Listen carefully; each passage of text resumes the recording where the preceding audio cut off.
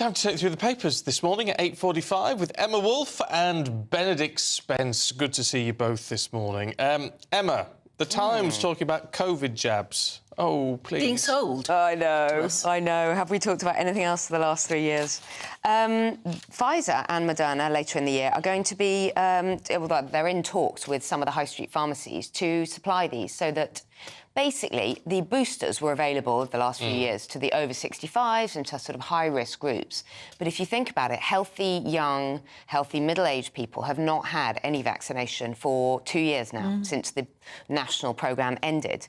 So this now means that millions and millions of healthy young people can buy, if they want to. Can't imagine why anyone would want to go out and buy a vaccine, but if you want to...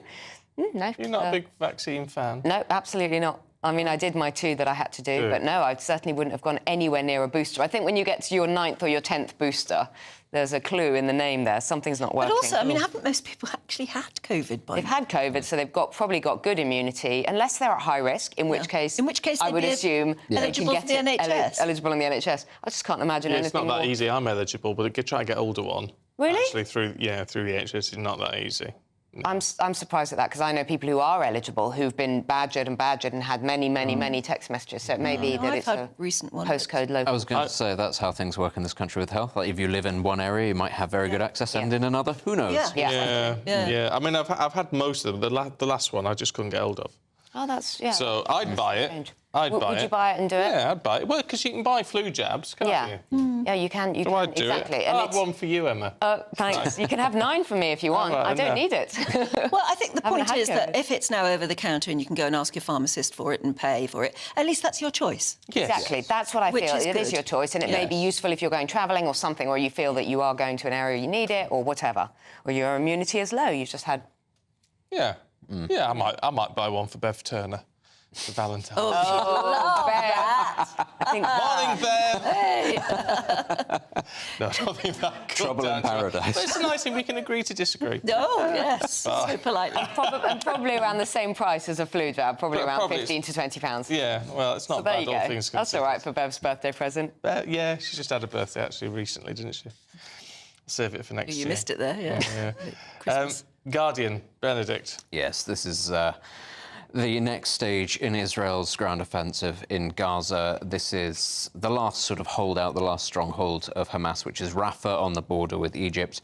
Israel is preparing to evacuate civilians in that part of Gaza before it then begins its military operations. And understandably, people are warning that it could be devastating. The conflict has been fairly devastating, although I was reading stats earlier that show that they're actually much better at avoiding civilian casualties than the Russians have been in Ukraine, actually per head of population. I didn't know well, to be fair, I didn't know the Russians were trying to avoid civilian casualties. This is I think the problem.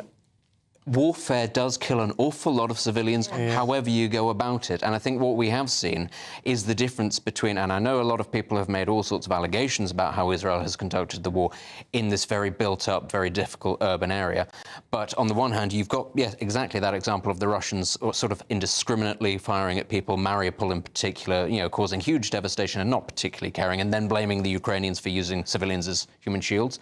Whereas the Israelis have gone to greater lengths than certainly the US or UK or anybody else has in recent times to avoid civilian casualties, and yet still so many have inevitably ended up dying.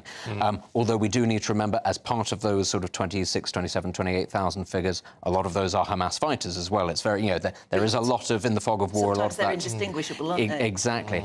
But the thing actually to take away from all of this is all of the warnings that we had about how it was going to be a disaster for the Israelis. They were going to get bogged down. It was going to be sort of street-to-street fighting. Hasn't really materialised. From Israel's perspective, this has gone almost a little bit too well, in that we're now at the sort of the final stage, the assault on Rafah. And then what next? Yes, there is no end game, and that is the big criticism of the Netanyahu government. Actually, the invasion was very well planned. They've been planning for this sort of thing for a very long time.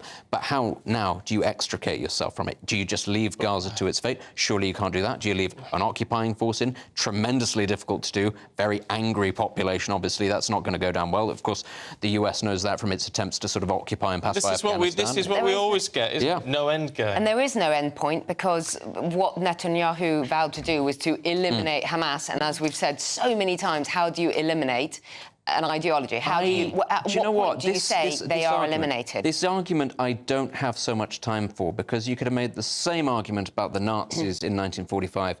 The Hitlerjugend and the Lebensborn have yet to resurrect the Fourth Reich. It didn't happen. Actually, if you kill enough people, it's a really nasty way of thinking about it. If you kill enough people, if you break the back of an organisation, its ideology can only survive in so much of a form. The key is then winning the peace afterwards, and that's where the criticism comes in. What is it exactly that the Israelis plan to do with Gaza? What role will the Palestinian Authority play? And also, what kind of pressures are going to be brought to bear on the Palestinian Authority, not by the West, but actually by other Arab governments, to say to them, look, this can't keep going on. And actually, what has really been noticeable, as much as they've been very vociferous in their support for the Palestinian people, there has been no suggestion at any stage that any of the other Arab governments, or even Iran, are going to come over the hill militarily to try to stop the Israelis doing what they're doing. There has been a sea change sort of in what standing back, yeah, aren't they? exactly. There has been a sea change in what a lot of those countries believe their role is, what they understand their capacities to be. Israel has won too many wars against overwhelming odds for any of these countries to risk alienating them. And a lot of them are just going there saying, well, look, we would jeopardize relations with the West, with the United States. It's just not worth doing. Gosh, that's interesting. Isn't it? Isn't it? Shall we change tack utterly? Oh, let's. Yeah. Oh, yes. Emma, tell us about this chocolatey cookie for lovers. Well, this is Domino. Weirdly, Domino, the pizza chain, has launched a chocolate chip cookie with a cream egg encased inside it. So I think you can see. I don't know if you can see on the screen, but if not, you can see there. You see That's the cream egg that we're used to. Next to it is inside it. Here we have a chocolate chip Sounds cookie great. with a cream egg inside it. Oh, there we've It got. almost a big looks like a picture. Cornish pasty. It looks like a so it's a big cookie. That An is egg quite a big inside cookie. it. And anyway, but the funny thing is, Lord Bethel, who's a former health minister, has gone on this really extraordinary rant on Twitter saying this is absolutely disgusting, and he's gone for the executives at the company. He says these two corporations should be ashamed of themselves.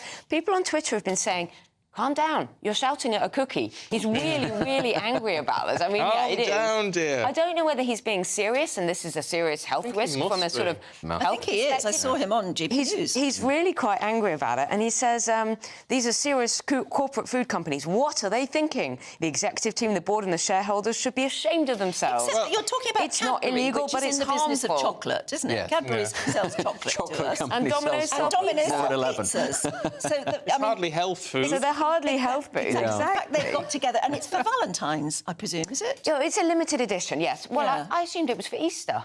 Oh, no, maybe it is No, for it's Valentine's. Valentine's. Oh, sorry, when we say cream lovers. egg, it's for It's lovers. lovers. For lovers, yeah. That makes well, me there we furious. go. Do I have to share it with somebody, or can I just No. have to to myself? No, I too. Absolutely. I mean, it's absolutely. 370 calories for a cookie, so that is a... That Well, is, including the egg. Yeah, but that is quite a sweet treat. Yeah. But it's not 1,000 calories. It's not like these coffee chains, and I'm not going to mention any name, but if you buy an eggnog latte or a pumpkin latte at Christmas, those things can pack a serious punch. Actually, And people think they're a drink. A friend of mine, I remember she really fancied a Marks and Spencer's rice pudding. She said, I always buy these. I have 2 or 3 of these a week. And when I looked at it, it was 4,500 calories. Wow. What? It's made with real cream. Wow. 4,500 calories. I mean, at least this is a dessert. Wow. You know this is your dessert. This is your cookie with a cream egg inside. I'm not saying It's it's more health than food. one. I'm really But it's not a worried coffee. now It's if not I ever, pretending to be a coffee. I like Tunnock's tea cakes, and now I have to just avoid looking at. I love them; they're so good. But I have to avoid looking at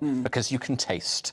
You don't need to look at the box. You can taste that there's a lot of Yeah. calories in them. Yeah, well, I have to say, we occasionally have a pizza night, and I will be ordering those. You will? I will You're going be to try ordering one? one. Brilliant. Let's have I'm a going to try photo. them because it Give just us a review. looks... That will play havoc with your blood sugar. Yeah, but the pizza, Yeah, the pizza so- does. The pizza does that anyway. Cream egg is so sweet. Just Yeah. the cream egg is just so Like that. sugary. It takes me 24 hours to recover. But you still pizza. do it. Yeah, because I only do it once in a blue moon.